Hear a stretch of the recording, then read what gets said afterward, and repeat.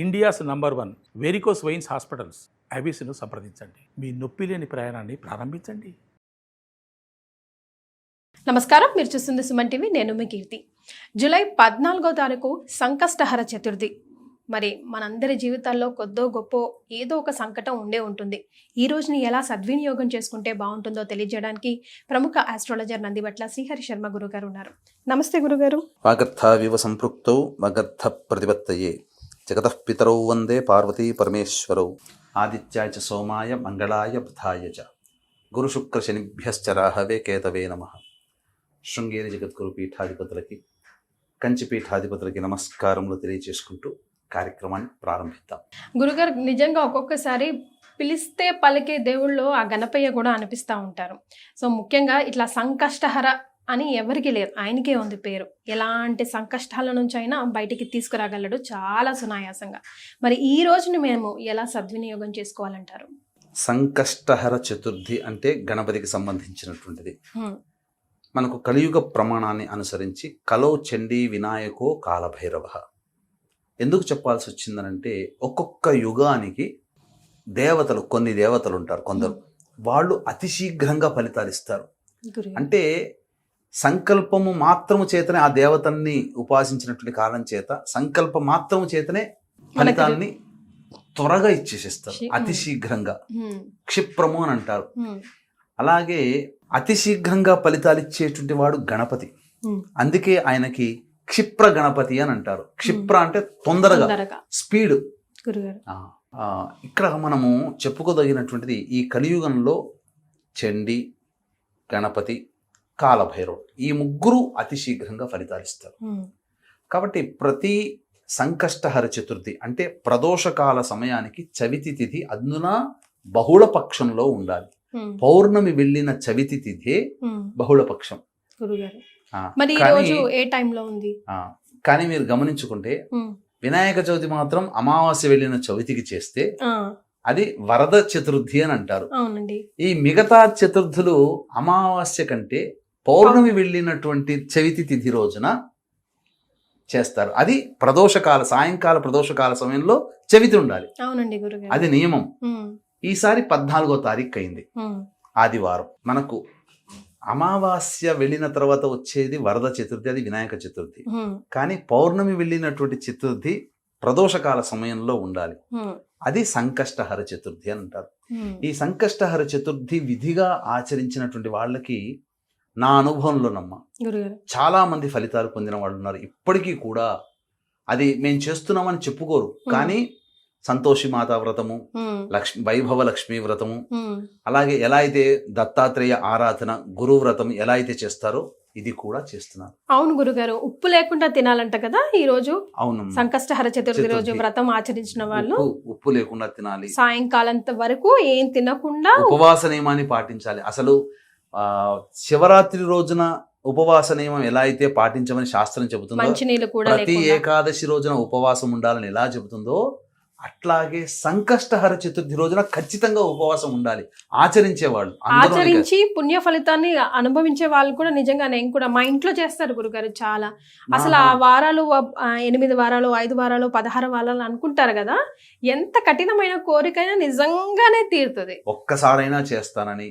లేదా 3 వ్రతాలు చేస్తానని, 11 వ్రతాలు చేస్తానని, షోడశ వ్రతం 16 వ్రతాలు చేస్తానని, అష్టాదశం అంటే 18 సంకష్టహర చతుర్థి చేస్తానని, అలాగే 21 వ్రతాలు అంటే 21 సార్లు చేస్తానని, నక్షత్ర వారాలు అంటే 27 సార్లు చేస్తానని మొక్కుకునే వాళ్ళు ఉన్నారు. అది చేసిన తర్వాత అసలు మొదలుపెట్టినటువంటి కొన్ని వారాల్లోనే, అనగా కొన్ని నెలల్లోనే వాళ్ళ సంకల్పం నెరవేరుతుందమ్మా. అది గణపతి యొక్క అనుగ్రహం, మరి మహిమ ఏమో అది. అందుకనే దానికి ఖచ్చితంగా కొన్ని నియమాలు పాటించాలి, స్ట్రిక్ట్ గా చేయాలి. కాకపోతే చక్కగా పొద్దున్నే లేచి కాలకృత్యాదులు తీర్చుకొని చక్కగా జిల్లేడు గణపతి కానీ, ఇత్తడి గణపతి కానీ, లేకపోతే స్ఫటిక గణపతి కానీ, లేదా పాదరసం రసగణపతికి కానీ, లేదా ఇవేవీ లేవండి, మామూలు ఒక చిత్రపటానికైన గణపతిని పెట్టుకొని, అంటే ఆ చెక్కపీట బల్లపీట మీద తెలుపు వస్త్రం కానీ, ఎర్రటి వస్త్రం కానీ, లేకపోతే ఆకుపచ్చ రంగు వస్త్రం కానీ, లేదా విస్తరాకు, తమలపాకు ఏదైనా పెట్టుకోవచ్చు. ప్లాస్టిక్ లేకుండా పెట్టేసి ఆ గణపతి ప్రతిమ పెట్టి, ఆ గణపతి ప్రతిమ ముందర ఒక పళ్ళెములో ఒక 3 పిడికిళ్ళైనా ఎంత వాళ్ళ శక్తి కొలది ఆ బియ్యాన్ని పెట్టి ఆ బియ్యంలో చక్కగా గణపతిని లేదా గణపతిని చిత్రపటం కానీ పెట్టుకొని చక్కగా ఆ ముడుపు కట్టాలి, మూట కట్టాలి ఆ బియ్యాన్ని ఏదైనా ఒక వస్త్రంలో, శుభ్రమైనటువంటి వస్త్రంలో కలిపి చక్కగా గణపతి పూజ చేసుకుని షోడశోపచార విధానంగా వినాయక వ్రత కల్పం గణపతి వినాయక చవితి మూటలో బియ్యం కలపాలి, బియ్యం పెట్టాలి 3 పిడికెలు. చిత్రపటం బియ్యం పైన పెట్టాలంటున్నారు కదా? లేదమ్మా, చిత్రపటం పెట్టి చిత్రపటం ముందర బియ్యం కట్టుకొని ఒక వస్త్రంలో పెట్టుకొని మూట కట్టుకొని పెట్టుకోవాలి. చిల్లర పైసలు లేకపోతే డబ్బులు ఏమైనా పెట్టాలి? ఏం అవసరం లేదమ్మా, చక్కగా పెట్టి మంటపం వేసుకుంటే మంటపం వేసుకోవచ్చు. మళ్ళీ అంటే బియ్యం మీద కానీ గోధుమల మీద కానీ మంటపం పెట్టుకొని చక్కగా ఈ యొక్క సంబంధించినటువంటి షోడశోపచార విధానంగా వినాయక వ్రతకల్పం ఎలా అయితే చేస్తారో ఆ వ్రతకల్పం ముందర పెట్టుకొని గణపతి ఆరాధన పూజ చేసుకోవాలి. చేసుకున్న తర్వాత ఆ రోజంతా ఉపవాస నియమాన్ని పాటించాలి.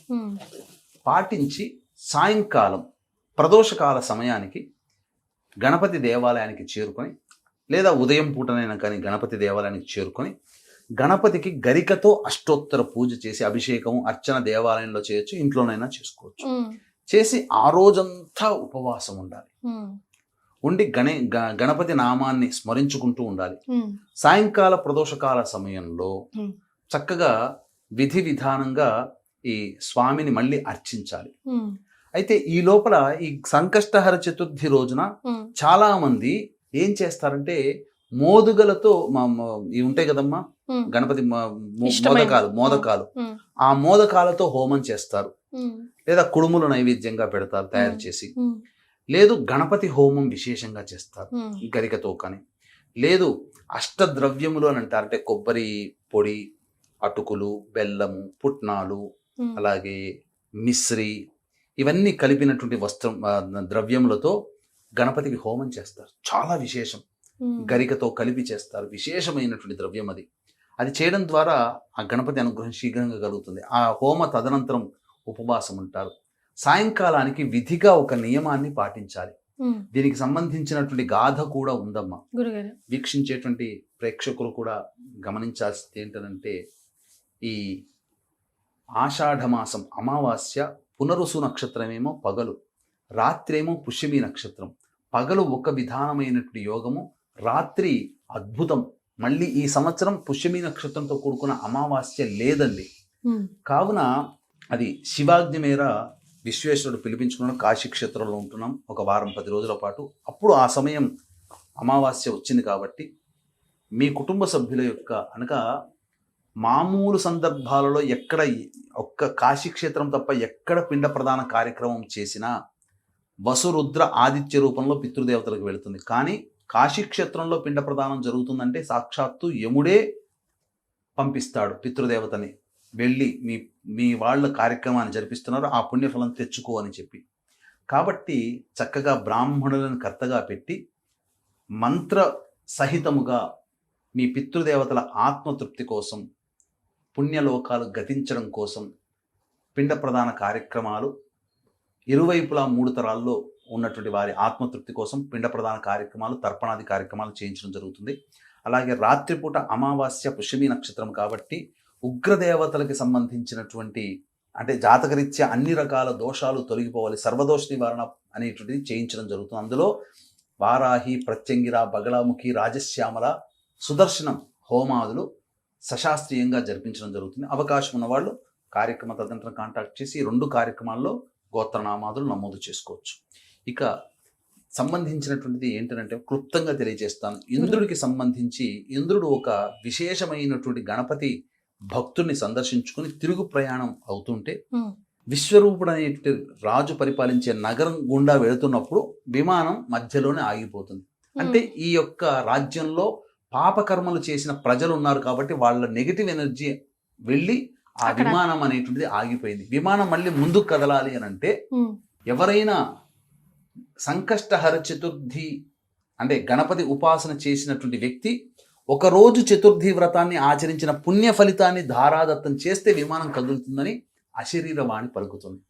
ఆ సందర్భంగా చాటింపు వేయిస్తే ఎవ్వరూ కూడా వ్రతాన్ని ఆచరించినటువంటి వాళ్ళు కనబడలేదు. అయితే వింతగా ఒక స్త్రీ శరీరం తీసుకొని కొంతమంది యమభటులు, ఆ స్త్రీ శరీరం దగ్గర యమభటులు, గణపతి శిష్యులు, గణపతి పరివారం వాదులు ఆడుకుంటున్నారు. ఇది మా లోకానికి వెళ్ళాలి, లేదు ఈ అమ్మాయి ప్రతిగుణంగా ఒక్క పుణ్యం చేయలేదు, నరకానికి పోవాల్సిందే, లేదు తెలిసో తెలియకో చతుర్థి రోజున ఉపవాసం ఉండి ఆచరించి గణపతికి నమస్కారం చేసుకుంది కాబట్టి గణపతి లోకానికి పోవాలి అని. ఈ యొక్క మాట విని ఆ విశ్వరూపుడు చేద్దామనంటే ఆ స్త్రీమూర్తి చనిపోయింది కదా, అందుకని ఏం చేయలేకపోతాడు. ఇంద్రుడు కూడా నిశ్చేష్టుడైపోతాడు, నేను ఎలా వెళ్ళాలి మళ్ళీ తిరిగి ప్రయాణం అని.